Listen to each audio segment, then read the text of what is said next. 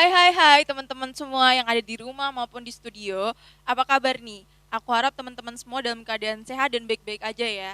Sebelumnya kenalin dulu, nama aku Sylvia yang akan membawakan acara ini dari awal hingga akhir acara. Apalagi kalau bukan di acara Mental Health Show. Nah, pada episode kali ini kita akan menampilkan topik yang lagi hangat-hangatnya di masyarakat. Nah, pasti teman-teman semua yang ada di rumah penasaran kan? Tidak berlama-lama lagi, langsung aja kita lihat video berikut ini. Kenapa ya hidup gini-gini aja? Gak ada apa kegiatan yang lainnya?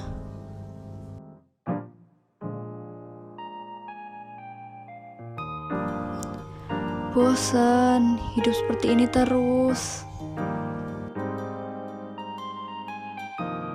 Tandanya kamu sedang mengalami masalah mental health.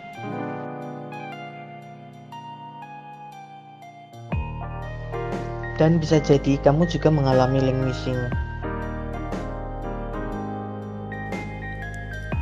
Apa sih yang dimaksud dengan mental health dan languishing? Langsung saja, kita bahas dengan pembicara kita bernama Salsabila Naura dari Teman Mendengar. Nah, itu dia tadi tema untuk episode kita kali ini. Dan aku tidak akan sendirian membicarakan topik tersebut karena aku udah mengundang narasumber yang memang sudah berkecimpung nih di bidang mental health. Ini dia ada Kak Salsabila Naura dari komunitas Teman Mendengar dari Ketua Divisi Konten Kreator. Halo Kak. Halo Kak Silvi. Halo. Nah ini aku harus manggil siapa nih? Kak Salsa, Kak Bila atau? Panggil Kak Salsa aja boleh. Oh, Kak Salsa ya. Dari komunitas Teman Mendengar. Sebenarnya itu komunitas seperti apa sih Kak? Jadi komunitas teman mendengar ini adalah komunitas baru ya Kak ya. Komunitas yang berada di lingkungan Universitas Negeri Semarang, di mana komunitas ini bergerak di bidang kesehatan mental. Berarti untuk keanggotaannya sendiri itu apakah dari orang luar ataukah dari internal aja nih Kak? Karena ini komunitasnya masih di lingkungan kampus, jadi untuk menjadi bagian dari komunitas teman mendengar sendiri masih harus sebagai mahasiswa aktif UNES. Oke. Berarti kurang lebihnya untuk komunitas ini memang bergerak di bidang mental health ya Kak? Betul sekali. Jadi karena dulu itu kan kalau semisal di kampus itu masih tabu ya kalau membahas soal kesehatan mental dan perlu wadah tersendiri untuk teman-teman mahasiswa cerita, mengungkapkan keluh kesahnya sehingga dibentuklah komunitas teman mendengar. Oke, untuk sebenarnya mungkin teman-teman juga di rumah masih bingung ya dengan istilah mental health. Sebenarnya mental health itu apa sih Kak? Kalau kita lihat dari katanya ya, di situ ada dua kata, kesehatan dan mental. Mental sendiri itu berhubungan dengan batin dan watak seseorang. Jadi seseorang dikatakan memiliki mental yang sehat apabila kondisi batinnya itu dalam keadaan yang normal, tenang, tentram, sehingga masih bisa menjalankan kegiatan sehari-hari dengan baik. Berarti komunitas ini memang bergerak di bidang mental health. Dan kira-kira apa aja sih Kak fasilitas yang diberikan untuk menunjang keberhasilan dari visi misi? Pasti punya visi misi dong. Itu apa aja Kak fasilitasnya? Jadi di komunitas teman mendengar itu kan terdapat banyak divisi ya Kak ya. Jadi di divisinya itu sendiri masing-masing ada content creator, edu counselor, di mana kalau yang content creator itu memberikan atau membuat konten di platform media sosialnya komunitas teman mendengar, di mana kontennya itu soal kesehatan mental. Terus kalau untuk edu counselor sendiri punya program kerja, salah satunya yaitu first aid, di mana itu memberikan pelayanan kepada teman-teman yang ingin menceritakan keluh kesahnya atau mungkin memang ada kendala-kendala tertentu, itu bisa melalui program kerja first aid, di mana ini tidak boleh sembarangan orang. Dan kebetulan yang ada di divisi edu counselor itu sudah memiliki sertifikasi untuk bisa melakukan first aid. Nah, selain dua divisi tadi ada divisi-divisi lain seperti divisi acara, ada humas dan juga pupdok. Untuk mental health, sebenarnya apa sih Kak pentingnya kita mengetahui mental health sampai-sampai kan dibuat komunitas seperti ini juga pasti sangat penting kan. Sebenarnya apa tuh kepentingan kita untuk mengetahui mental health itu?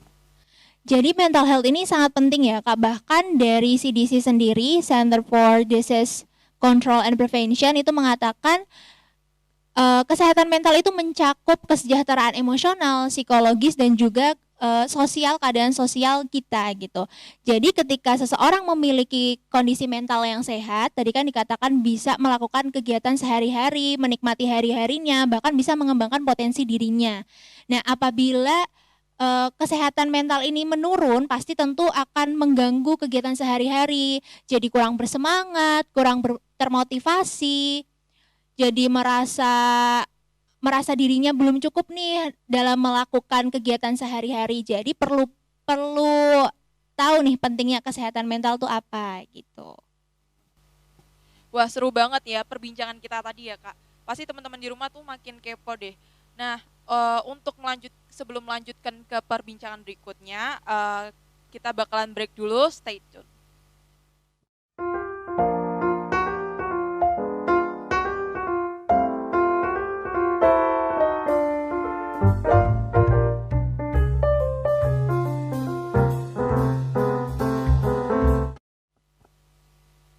Kembali lagi bersama aku dan Kak Salsa untuk membahas topik mental health ini. Nah Kak, langsung aja nih, kan sekarang tuh kita lagi berada di kondisi pandemi nih, apalagi pas awal-awal banget dimana kita disuruh dianjurkan untuk WFH tuh. Kita pasti mengalami rasa penurunan interaksi sosial, mobilitas dan lain-lain. Nah sebenarnya hal itu termasuk kegangguan mental health gak sih Kak? Betul sekali ya Kak ya, karena sekarang kita sedang berada di kondisi pandemi di mana kita dianjurkan untuk berkegiatan di dalam rumah atau boleh melakukan kegiatan di luar rumah tapi dengan batas waktu tertentu seperti itu. Nah, yang mana ini pastikan mengakibatkan kegiatan yang terus berulang. Kita ambil contoh ketika kita kuliahnya secara daring atau online. Setiap pagi, bangun pagi, buka laptop, kuliah, makan, habis itu masuk kamar lagi, kuliah lagi, itu terus berulang selama seminggu. Seminggu berulang lagi terus sampai pandemi ini kan kita belum tahu berakhirnya kapan. Nah, dari kegiatan monoton atau yang berulang itu tadi bisa menimbulkan rasa bosan gitu. Karena kan selalu mengulang kegiatan yang sama dalam jangka waktu yang kita tidak bisa perkirakan sampai kapan. Nah, rasa bosan ini dari kegiatan yang monoton ini atau stagnan ini disebut dengan languishing, Kak. Nah, languishing ini sendiri sebenarnya bukan gangguan mental, tetapi lebih ke dalam bentuk emosi. Emosinya apa? Tadi emosinya bosan. Bosan dari kegiatan-kegiatan yang dilakukan monoton gitu. Nah, karena pandemi ini kan kita tidak tahu berakhirnya kapan, terus masih ada rasa gelisah, was-was ketika ingin keluar rumah. Nah, itu yang menimbulkan juga rasa tertekan dan bosan yang mengakibatkan tadi masuk dalam golongan languishing. Berarti dari contohnya tadi pun kita melihat aku bisa nyimpulin sih kalau emang languishing itu berarti berada di kehidupan kita sehari-hari ya Kak. Tapi gimana sih caranya buat kita ngerti oh ternyata kita nih udah terkena nih dari gangguan languishing ini? Berdasarkan para ahli ya belum mengatakan kalau languishing itu bisa diidentifikasi dari ciri-cirinya gitu. Tapi kita bisa lihat ke diri kita sendiri ketika melakukan kegiatan sehari-hari, apa sih yang kita rasakan? Apakah kita merasa bosan, merasa kok gini-gini aja ya hidupnya, kok kayaknya aku jalan di tempat sih, nggak kayak temenku yang udah dapat pencapaian ini, dapat pencapaian itu, merasa hidupnya itu masih kurang maju gitu, masih kok aku menyia-nyiakan hidupku ya dan sebagainya. Nah, dari indikasi kita melihat sikap kita ketika kita melakukan kegiatan sehari-hari itu bisa dilihat apakah ini termasuk bentuk languishing nggak ya, kayak gitu. Jadi untuk ciri-cirinya sendiri masih belum bisa didiagnosis secara pasti. Relate banget ya teman-teman sama kehidupan kita sekarang nih, apalagi terutama pas pandemi yang udah sama kayak Kak Salsa tadi bilang. Nah, sebenarnya gimana sih Kak caranya kalau kita udah tahu nih, oh kita ternyata terkena languishing nih. Gimana caranya kita buat mengatasi perasaan tersebut atau yang tadi disebut emosi ya Kak? Nah, kalau semisalkan nih kita ambil contoh lagi ketika kita kuliah ya, kan pasti repeating terus, berulang-ulang terus kita merasa benar-benar capek, benar-benar lelah, bosan. Nah, caranya sebenarnya satu ya, kalau capek istirahat dulu, tapi jangan berhenti untuk melakukan kegiatan itu, tapi istirahat dulu. Cari suasana baru, bangun suasana baru. Seperti apa? Seperti coba mungkin jalan-jalan, cari apa ya tadi ya, bangun suasana baru. Terus mungkin bisa melakukan hal-hal yang menyenangkan, yang produktif, seperti menonton film. Setelah melakukan rutinitas kan biasanya kayak penat gitu kan, biar nggak monoton banget lah. Coba untuk nonton film, terus jalan bareng teman, atau mungkin juga bisa meluapkan emosinya dengan cara cerita dengan orang yang dipercaya atau orang-orang di sekitar kita seperti teman, keluarga, kakak dan lain sebagainya. Intinya adalah kalau capek ya istirahat, cari suasana baru yang menimbulkan semangat atau motivasi. Karena ketika kita udah merasa bosan, pasti kan kita nggak mau melakukan kegiatan lain. Ya udahlah, istilahnya apa ya, mager ya, kalau udah bosan mager gitu. Nah, untuk supaya bisa keluar dari languishing itu, coba untuk mencari kegiatan baru atau suasana baru. Karena gini Kak, kalau semisalkan languishing ini sendiri nggak bisa ditangani dengan baik, ini malah justru bahaya loh. Karena bisa mengarah ke depresi, dimana depresi ini kan salah satu bentuk gangguan kesehatan mental. Jadi itu harus sepintar-pintarnya diri kita mengenal diri kita. Bagaimana caranya supaya kita mengerti diri kita nih butuh apa nih, supaya kita bisa keluar dari rasa bosan. Berarti ya tadi teman-teman, berarti salah satu solusinya itu healing ya Kak? Betul, healing. Jadi nggak apa-apa nih teman-teman mau jalan-jalan ke gunung atau kemana kalau emang udah bosan.